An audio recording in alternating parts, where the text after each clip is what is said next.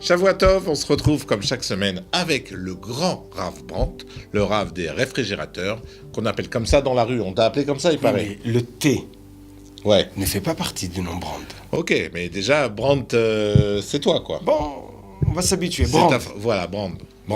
Alors, cette semaine, donc on va attaquer les 3 dernières plaies d'Égypte qu'on a dit. Et le nom de la paracha, je crois que c'est Beau Gosse. Ah, beau tout court. Beau tout court. Ok, ça veut dire beau, ça veut dire quoi? Viens. Ah, viens. Comme Mais ça, aussi viens. Beau. Mais beau, les lettres, c'est le bet et le aleph. Essaye de dire comme moi, comme ça. Viens. Essaye. Non, comme ça. Viens. Regarde. Beau, viens. Viens. Ah, voilà, tu l'as dit. 2. Viens. Bet, c'est 2. Un. Aleph, c'est 1. Ça fait 3. Il y a 3 plaies dans la paracha. Ah, beau. Et Vaera, Va-E, c'est Va, V, Aleph, ça fait 6 et 1, Mais 7. beau, c'est 2. Bet et Deux. Aleph. Bet, c'est 2. Aleph, c'est 1. Ah 2 oui. et 1. 3. Ah, ça, je savais. Donc les 3 dernières plaies, Ouais. c'est Arbé, Rocher, Simseleno. Makat Simseleno. C'est ce qu'on dit à la fin de chaque play. Hein. Donc, les 3 plaies, Ouais. là on voit déjà la Mida Keneged Mida. Arbé, c'est les sauterelles qui vont manger Alors, le juste blé. traduire, moi j'ai compris bien entendu, hein, Mida, Keneged, Mida, je le comprends, mais peut-être que nos amis derrière leur téléviseur ne comprennent pas. Que veut Alors, dire explique-leur. Alors, Mida, Keneged, Mida, Mida. ça veut dire œil pour œil, dent pour dent. Grosso modo. Mesure pour mesure. Voilà, Mida. mesure pour mesure. Œil pour œil, dent pour dent, grosso modo. Alors, le roi d'Égypte, le premier, il était content des Juifs puisqu'ils ont sauvé la vie Mais bien avec sûr. le blé à la famine. Ouais, bien sûr.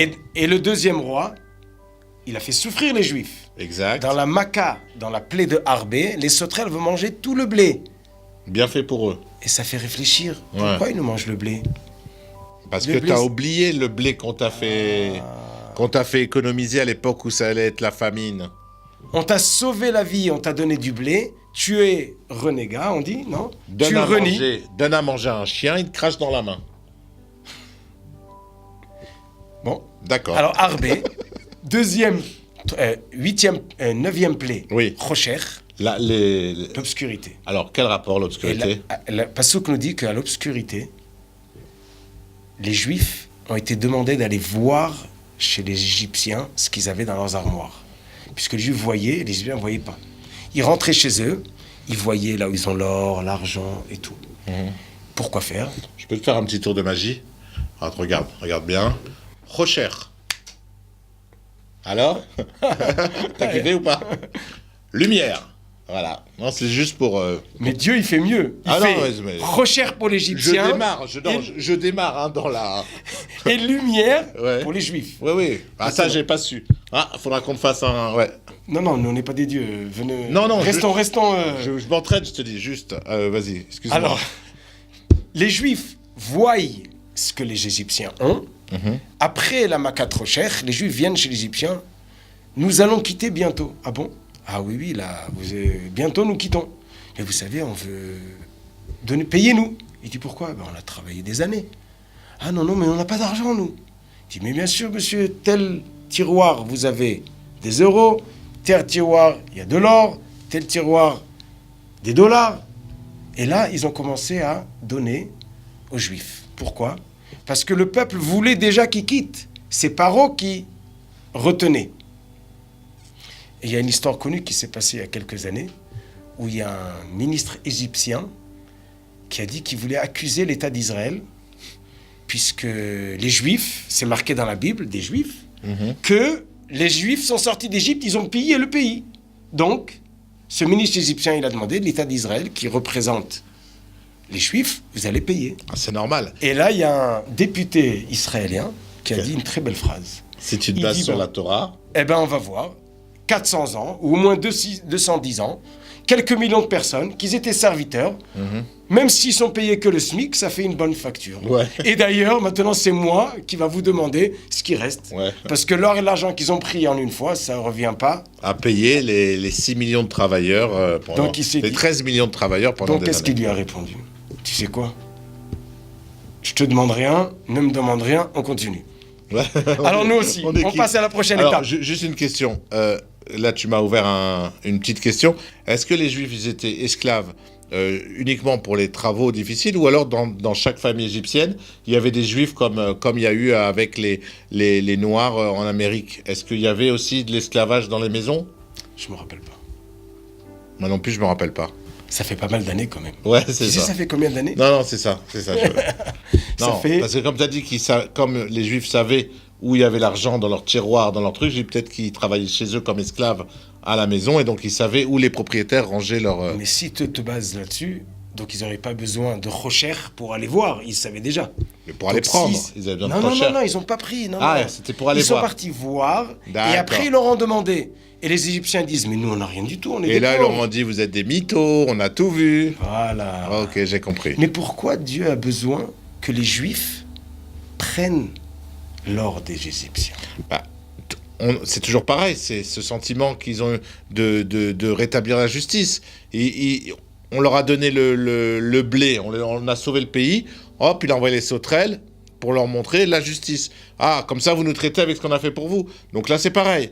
Le juif qui a travaillé pendant des années, qui a souffert, il a besoin de lui aller voir ce qu'il y a pour que après il va savoir qu'il va rétablir la justice, il va se venger de ses persécuteurs.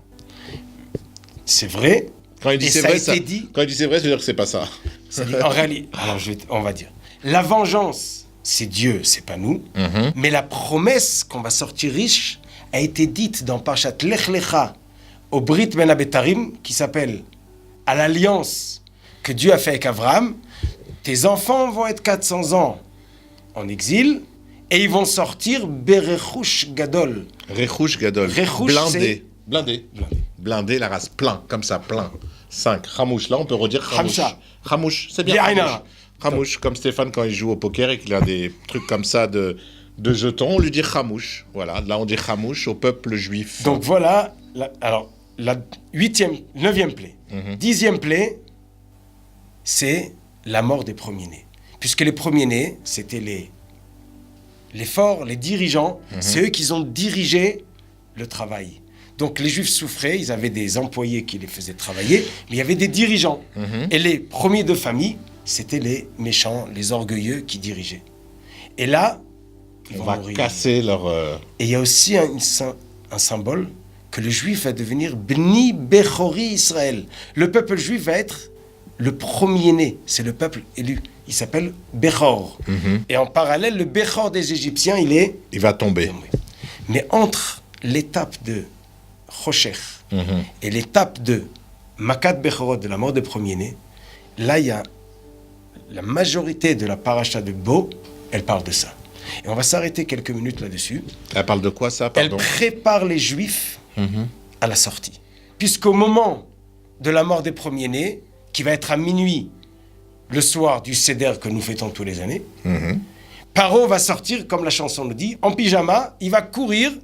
Moïse, Moïse, sortez, sortez. Alors, Pourquoi? je ne connais pas cette chanson. Si quelqu'un la connaît, envoyez-nous la chanson. Alors, avant la chanson, on va de raconter Paro l'histoire. qui sort en pyjama. Alors, l'histoire, Oui. elle est que le soir du 15 Nissan, Oui. après que les Juifs ont fait le Korban Pessah, puisqu'ils vont faire la Brit Mila, le Korban Pessah, donc le sacrifice de L'anneau Pascal. l'anneau pascal, Est-ce que c'est le prénom de l'anneau Pascal? Non, c'est pas son prénom. Il s'appelle pas Pascal. C'est parce que c'est Pâques. parce que c'est pas. Voilà, merci. Et Pascal. ce soir-là, à minuit, Bien Pascal. il y a la mort des premiers-nés. Or, Pharaon est un premier-né. Quand il a vu son fils mourir, il a compris que lui aussi va mourir. C'était son tour juste après. Voilà. Donc, qu'est-ce qu'il a fait? Il a couru appeler Moïse. Oh. Ah, sortez, sortez. En pyjama. Ben, il avait tellement peur de mourir, il n'a pas eu le temps de C'est ça mettre son l'histoire du costume. pyjama. C'est ça l'histoire. Ok. Alors, dans les jardins d'enfants, il y a une chanson. Parents en pyjama qui courent. Et qui c'est qui se moque de lui? Les enfants juifs. Il est où Moïse? Et les enfants ils disent à droite. Il va à droite. Non, à gauche. Hein. Et là, il a tourné comme... Il a fait tourner les Juifs pendant des centaines d'années. Ah ouais. Il a fait tourner Moshe pendant 10 mois. Les 10 plaies. Il a tourné la tête. Et là, c'est lui qui tourne. On ne connaît pas du tout cette chanson des jardins d'enfants de Beit Vagan. Voilà, à l'occasion, si quelqu'un peut nous l'envoyer, avec plaisir. Non, une petite vidéo, quoi, qu'on passera sur Israël Torah de son fils en train de chanter la chanson de Moshe en pyjama. Oh, filme tes enfants, Ravin, avec plaisir. Alors, on a quelques minutes. Oui. Et là, il y a la phrase que Hachem dit à Moshe. Ha-chodesh azeh lachem rosh chodashim. Ce mois est le premier des mois. C'est quoi ce mois? C'est pas Rosh Hashanah. C'est le mois de Nissan. Ouais. Il est le premier mois. Et la Gemara nous explique qu'est-ce que ça veut dire ce mois, c'est le premier mois. Il lui a enseigné la mitzvah, et d'ailleurs c'est la première mitzvah ici que les Juifs reçoivent, c'est la mitzvah de Kiddush HaChodesh. Tous les mois, nous faisons la Birkat HaLevana. Bien sûr, on le fait tous les mois. On bénit... La lune. C'est quoi? Le mois. C'est le renouvellement du mois. Le Rosh Chodesh, vous savez bien qu'il y a des fois il y a un jour, des fois il y a 2 jours. On le sait très bien. Tout le monde puisque le sait. le mois, il fait 29 jours et demi. Donc il y a un mois de 29, un mois de 30. Qui décide quel jour Rosh Chodesh? Le Beddin. Tous les mois, autant qu'il y avait le Beddin en Eretz Israël, Il y avait 2 qui disaient « J'ai vu la lune ». 2 témoins. 2 témoins. Il allait au... Beddin. à Beddin. Le Beddin disait Kadosh, Mekudash, Mekudash, et on faisait le nouveau mois. C'est quel Gemara, ça? Ou quel Mishnah? Rosh Hashanah. Rosh Hashanah. C'est une halakha importante, mais notre question, pourquoi, avant même de sortir d'Égypte, cette question de Rosh Chodesh est traitée avant Matan Torah, avant qu'on reçoive la Torah au Har Sinaï, avant qu'on sorte d'Égypte, avant même que les Juifs vont faire la Brit Mila et vont amener l'agneau pascal, comme tu l'appelles? Oui, je Eh l'appelle. bien, on leur apprend Mitzvat Kiddush HaChodesh. Pourquoi? Alors, pour expliquer ça, nous allons voir une Mishnah Oui, dans Masechet Rosh Hashanah. d'accord, je suis OK. La Mishnah nous raconte que le Rav, le Gadol Hador, le dirigeant était Rabban Gamliel. Ils étaient à Yavne. On parle après la destruction du À côté d'Ashdod. temple. Voilà. C'était après la destruction du deuxième temple.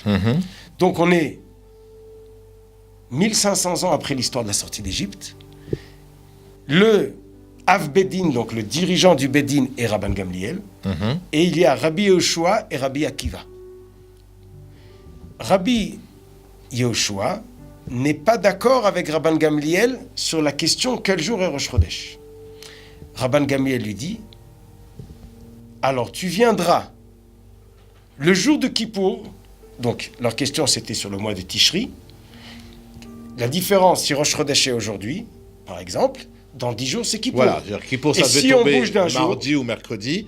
Rav Yehoshua, Gamliel a dit, disons, c'est mercredi, et tout le Beddin a dit, c'est mardi. Rabbi Yehoshua a dit c'est mardi. Rabban Gamliel dit tu viendras avec ton bâton, ton portefeuille, dans le Kippour, d'après ton compte, tu viendras me voir. Pour être sûr qu'il ne fasse pas Kippour ce jour-là. Et là, Rabbi Yehoshua, il était triste, puisqu'il pensait qu'il avait raison. Et il n'avait pas tort. Oui, Rabban mais- Gamliel s'était trompé. Oui, mais c'est pas grave.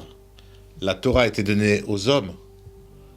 Une fois qu'elle est dans les mains des hommes, si le Beddin il décide que c'est tel jour, même si un a la bonne solution, mais que tout le peuple dit que c'est cette Le date-là, Beddin, donc vu que donc la Torah Dieu est dans se les mains des soumet hommes, à la Torah qu'il a donnée aux hommes, et le Rosh Hashanah et le Kippour sera un autre jour. Donc Dieu, dans l'autre monde, juge à Rosh Hashanah, pas dans le sien, dans le Rosh Hashanah que le Beddin a décidé. Mais Rabbi Yehoshua, il sort du Beth Midrash triste et il rencontre Rabbi Akiva. Et il lui dit, pourquoi tu es triste? Il dit, voilà ce qui m'est arrivé. Je pense que j'ai raison. Rabban Gamliel m'oblige à venir, à transgresser mon Kippour et de venir. Rabbi Akiva dit, mais ne sois pas triste. Dieu a donné la Torah aux hommes. Et les Moadé Hashem, voilà les fêtes de Dieu. Asher tikreu otam bemoadam, Bemoadam. que vous allez appeler dans leur temps. C'est qui otam? La Torah nous dit atem, sans le vav. C'est vous qui décidez. les Juifs. Pas chacun à la maison décide de sa date Non. de Kippour. S'il y a un match de foot Liverpool-PSG le jour de Kippour, on va pas décaler Kippour à la maison. Bien entendu, ce qu'on comprend, c'est quand le Beddin Beddin vous décide. dit que c'est cette date, c'est cette date. Non, parce que je les vois venir. Ah, si c'est comme ça, il y avait Liverpool-PSG le soir de Kippour, Mais- on aurait pu changer la date de Kippour. Quel Liverpool? Que nenni, mon ami. Tous les Juifs sont J'ai à- juste voulu rétablir une... Mais tous les Juifs sont à la synagogue le Kippour. Ouais, sauf 2-3 qui regardaient le match. Alors, Rabbi, et Akiva lui dit, mais tu sais, si tu ne crois pas en Rabban Gamliel, même Moshe Rabbeinu, comment tu vas le croire? Dieu a dit, croyez à Moshe, il vous donne la Torah. Depuis Moshe Rabbeinu jusqu'à Rabban Gamliel, et jusqu'à aujourd'hui, les Chachamim décident, et Akadosh Baruch Hu fait par rapport à ce qu'ils décident. Et avant de sortir d'Égypte, il fallait qu'on sache que Dieu existe, que Dieu gère le monde, que Dieu donne la récompense et la punition, mais que Dieu a transmis le monde à des dirigeants vivants qui nous transmettent de génération en génération la Torah et les mitzvot et les takanot, quand on dit takanot, tous les gzerot et takanot, tout ce que les chachamim ont ajouté, Les décisions. les décisions de nos sages, le long des générations. Ok. Et ça, il fallait le savoir avant de sortir d'Égypte. Comment tout ce qu'on nous a transmis à Matan Torah, il y a la Torah chez Birtav et il y aura la Torah chez Baal Pé. C'est la Torah écrite et la Torah orale. Et Baruch Hashem, la promesse de Dieu, depuis ce moment jusqu'à aujourd'hui, on a gardé notre croyance en Dieu et notre émouna dans nos sages. Et grâce qu'on est dirigé par des sages, toutes les générations, Des sages. on a su surmonter les épreuves et les difficultés, et nous voilà en train de revenir avec nos sages, Voilà.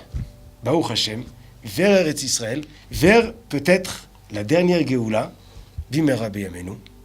Alors on remercie notre sage qui est présent aujourd'hui et on se dit Shabbat Shalom et à la semaine prochaine. Bezrat Hashem.